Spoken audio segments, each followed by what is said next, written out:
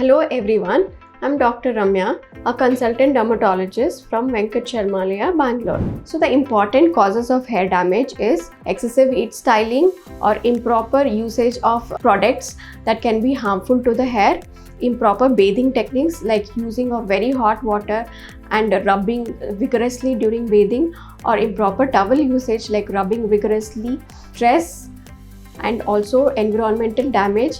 And other important cause for the hair damage is micronutrient deficiency like zinc, selenium, and vitamin C. So what are the important Nutricosmetics which helps in combating the hair damage?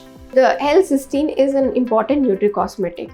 So it is a component of a disulfide bond. This is a bond which holds the protein in the hair together, giving it the strength and the elasticity of the hair, and also protects the protein from the oxidative stress. So if there is a deficiency in the L-cysteine, this can lead to damage in the disulfide bond, which can come across as a hair damage and hair splitting.